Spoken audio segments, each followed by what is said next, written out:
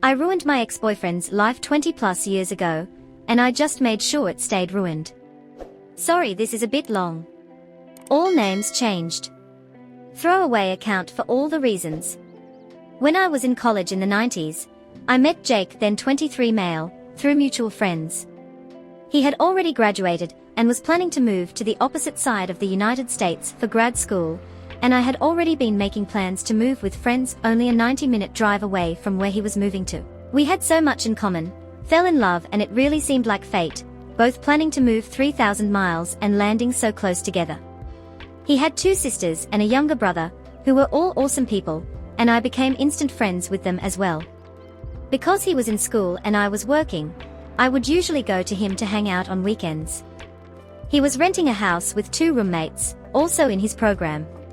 We were young, so money was tight, but we had fun, went for taco dates and spent a lot of time at his house where he was breeding and selling small animals. Jake was an animal sciences PhD student, so being around animals was normal, and I loved it. I met and became friends with his advisor's wife, Mary, mid-50s, who worked in administration at the university.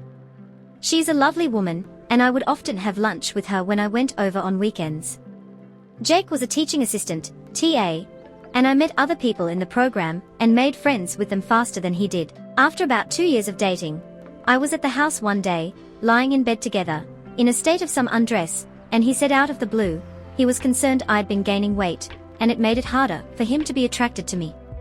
No concern about my health, it was all about him finding me unattractive.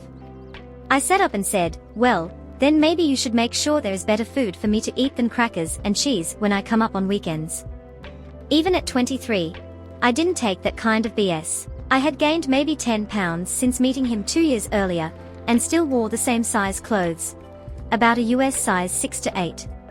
I wasn't going to engage in a fight about it after all, it was his problem, not mine, so I asked him calmly, so what is your solution to this? He stared at me blankly and said, well, I guess that you should try to lose weight, and I said, nah, I'm not going to do that, so what are you going to do about it? He said, well, I guess nothing. I wanted to let you know how I feel, and I said, cool, thank you, put my clothes back on, went to sleep and drove home the next day as usual. We keep dating, and about 3 months later he called me and said he wanted to break up after close to 3 years. The reason, and I quote, you don't know enough about science. He felt like he couldn't have a conversation with me about his work where he didn't have to use common names for animals instead of scientific ones. I said, well, that's bullshit, what's the real reason? He said it was the real reason. He came to see me a month later to return something of mine, and I confronted him, demanding the real reason. He finally admitted he had been seeing one of his undergrad students, let's call her Meg, a 19-year-old. He was then 26 and her teacher. I screamed at him to leave. My roommate threatened to throw him off our second-floor balcony if he didn't go, and he left. It hit me all at once after he walked out, and I went from rage to stunned laughter. I'd met Meg a few times, and at one point, she was at his house for a barbecue and spilled something all over her pants. Jake asked me if I could loan her some sweats. I couldn't because I was a size 8 and she was a size 18. Nothing wrong with that, at all, but the point is, I realized he made those comments about my weight to try and get me to break up with him because he was a coward. He clearly liked a big gal. Although, when he'd said those things to me about my weight, it was 1 a.m. I lived about 95 miles away, and we had just had sex, so I don't know how he thought this would go, even in hindsight. It perplexes me. Did he think I was going to break up with him and storm off into the night and drive for an hour and a half? Anyway, I emailed his roommates. It was the early 2000s. It's how you communicated anything you didn't want to say on the phone. I wanted to let them know we'd broken up, and that they were always lovely to me, and thanked them for being friends. They both admitted they knew about Meg, and were the ones to demand that Jake tell me, or they would. That's when he broke up with me with the lame, you don't understand science excuse. One of his roommate, a super nice, super cute guy named George, offered to help me get a few things still at their house that he had collected for me away from around the house. He suggested I come up for the weekend, we go out and drink and have a good time, all the things Jake didn't want to waste money on, and I said sure. So I went up and George let me into the house while Jake was gone. I took photos of all of his animals because while I might not be a PhD student, I paid attention, and I knew he had an endangered species in his care. He wasn't breeding it. It was an UN-releasable animal he had taken in from a rescue organization. There was paperwork he had to submit with a $25 fee, and he refused to do it, saying he didn't want the government in his business. I took photos of that animal, all his breeding conditions, and a photo of an animal not allowed in the state, which was in a tank, right next to a window and visible from outside. I then went out for a night on the town with George. We stumbled in early, around midnight, so Jake and Meg, who were watching TV, would see me in a short dress, drunk, and George practically carrying me. I spent the night in George's room. He was a total gentleman, but made sure to leave the room and parade past them in his boxers a few times, and we giggled and moaned loudly so they could hear us. When I went to leave the next morning, Jake said I didn't have to act like a whore in front of him, as I ate a donut slowly in my rumpled dress, with messy hair, while George beamed at me and then planted a kiss on my head. Meg looked ashamed, not quite knowing where to look, and I said have fun with my leftovers and walked out. I wanted to think the petty, loud, hookup and a few juvenile insults was my revenge. It was not. The next day I had my photos developed, the good old days, and called the State Office of Fish and Wildlife. I reported the animals in the house, the potential overcrowding of breeding animals, and the 2 animals he shouldn't legally have at all in the state, and asked them how to make a report. Turns out Jake wasn't well liked by his peers in his program, or by his roommates, but I was. George had suggested that he and their other roommate could submit complaints to the university that a TA was sleeping with one of his students and showing her favoritism. The night we were out at the bars, we made sure to tell the story to anyone who they knew. They made sure all the women in his classes knew he was sleeping with Meg. It wasn't a large program, so people knew fast he had cheated and was now dating his student. George and the other roommate made sure people knew they had put in complaints, sick of Jake's entitled BS. With my full statement made and photos sent to the state wildlife officials, I called my friend Mary, Jake's advisor's wife. She knew about the breakup and lame reason, and I let her know he admitted he was sleeping with a student.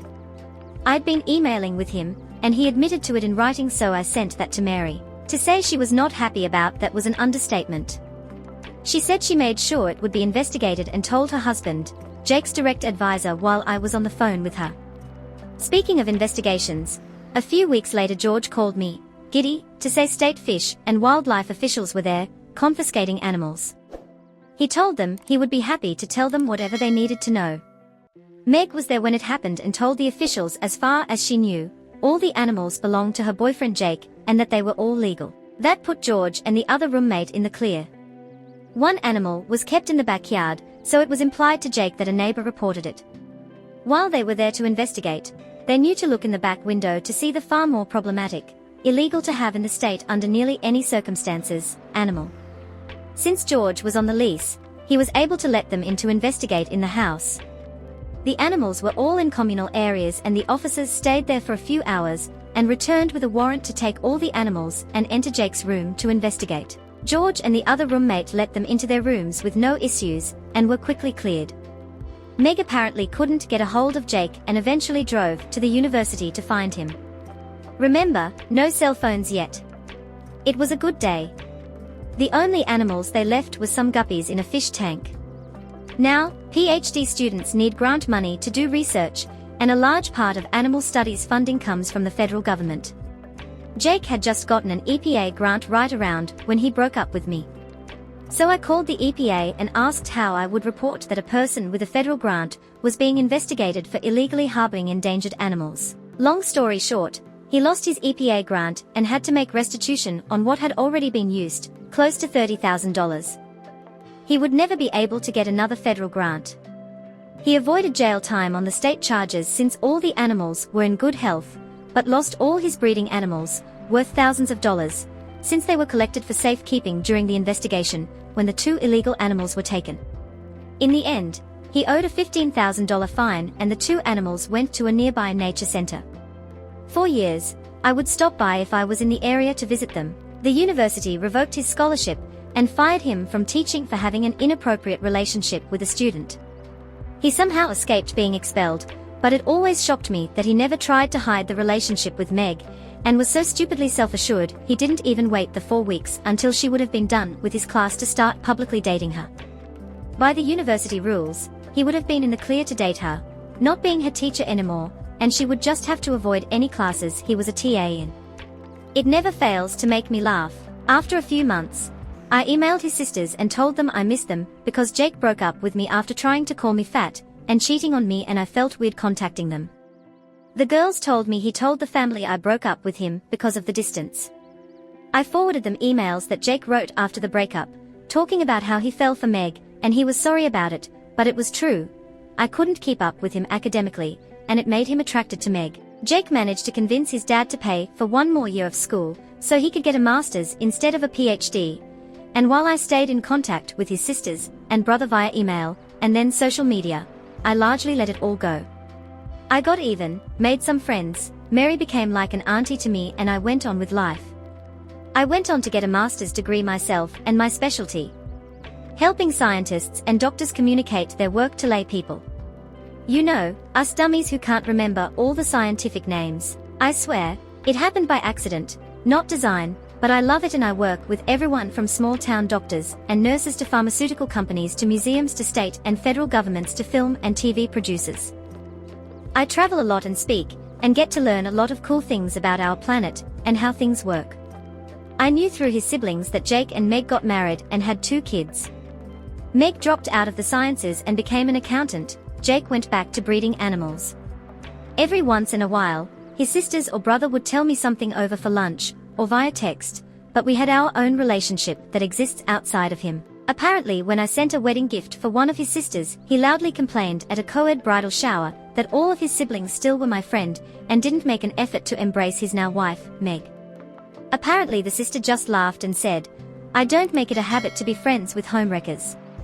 This is how Jake's parents found out how their relationship started and ours ended, 10 years after we broke up. Jake never found out I was behind reporting him to the state, and in the end, I didn't lie about a single thing, except maybe exaggerating a drunken makeout session with George, who is now a successful and tenured professor with a lovely wife and daughters.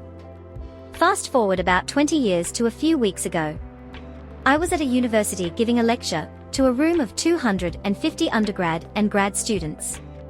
In the end, I was mingling with the student afterwards, and I hear a voice say, "Hey OP, long time no see," and I realize it's Jake, and I didn't change the expression on my face at all. I was completely shocked, and my instinct was to play dumb. So I said, "I'm sorry, help me out, have we met at another workshop or lecture?" He looked incredulous and said, "It's me Jake," and I said, "I can't place you, but I would love to figure it out." Finally I gasped and said, "Oh my goodness, Jake. I guess I blocked you out," and said, "Well, lovely to see you," and moved on quickly when he tried to reach out and hug me. I was happy to leave it there, with the satisfaction of him seeing me as a guest lecturer in a science department of a major university when he was just in the audience. The department chair and faculty, who had invited me to speak, took me out to dinner, and while there, one of them said, "So you know Jake?" I said, "I did, from over 20 years ago," being vague about how. She went on to tell me he had been there for an interview for a teaching position and had spent a few days there observing, and they were likely going to hire him. I couldn't control it, I scoffed. When they all looked at me, I said, "I'm sorry, I'm just shocked he's teaching after what happened at University X." They said, "What happened?" and I said, "He was sleeping with a 19-year-old student when he was 26, and he had to leave the program without a PhD because he couldn't afford to stay after losing his scholarship." The 3 people I was with all looked at each other like they knew they had a problem and said, "Wow, we'll have to look into that and change the subject." My old friend Mary, retired a year or 2 now, but still friendly with her old collages, called me this weekend to say a friend at the university let her know someone had called doing a background check about Jake, and they pulled his file, which included being fired, leaving the program with a lower degree, and the complaint letters from over 20 years ago about his conduct. Mary's name had been on it with her husband listed as the faculty advisor, so she thought she'd like to know.